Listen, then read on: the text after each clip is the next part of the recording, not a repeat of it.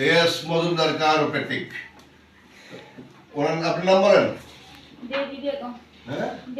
Baby Begum আসেন নরসিংদী রায়পুরা থেকে। ওনার hip joint দুইটাই প্রায় 4 এর কাছাকাছি, 3+, দুইটাই 3+। উনি অনেক জায়গায় চিকিৎসা করেছেন, বহু জায়গায় দেখাইছেন, বহু ডাক্তার দেখাইছেন, দেখানোর পরে আজকেই আসেন এখানে। তা আমরা বলবো একটু এই সামান্য একটু কথা বলবো, ছোট্ট একটু কথা।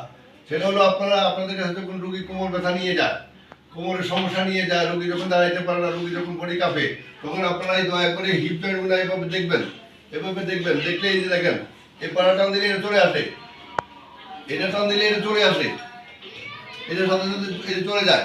হিপ জয়েন্ট ব্লকেজ হয়ে গেছে পুরা। কিন্তু হিপ জয়েন্টের চিকিৎসা না করে আমরা অযাচিতভাবে অন্য ধরনের চিকিৎসা দিলে এই রোগীটা সুস্থ হওয়ার কোনো সম্ভাবনা নাই, থাকে না। এবং ব্যথার ওষুধ দিয়ে লাভ কি, ব্যথার ওষুধ যত খাওয়াই প্যান্টিসমন দেন এবং অন্যান্য ওষুধ যারা এগুলো দেবেন সেটা আরও বেশি ক্ষতি করবে এবং হিপ জয়েন্টটাকে আরও বেশি ব্লকেজ করে দিবে। আগে হিপ জয়েন্টটা ফ্রি করেন, তারপরে অন্য চিকিৎসা করেন, কোনো সমস্যা নাই। কিন্তু রিপ্লেসমেন্ট করেন আর যাই করেন, কিন্তু দেখবেন তো আপনার ছিটে নিয়ে তো দেখা উচিত যে এই রুগীটা এরকম হইলো কেন, এই পাটা দিলে ওইদিকে যায় কেন, পুরা বডি চলে যায় কেন। কোমর কোমর থেকে শুরু করে hip joint, hip plate, hip bone সবটাই ফিক্সড হয়ে গেছে। তা আমরা চিকিৎসা শুরু করে নিয়ে আজকে আমাদের কাছে আসে, আজকেই প্রথম আমরা চিকিৎসা একটু করে শুরু করবো। আশা করি উনি মোটামুটি ফ্রি হয়ে গেলে আমরা আরেকটা ভিডিও দেবো। খুদা হাফেজ।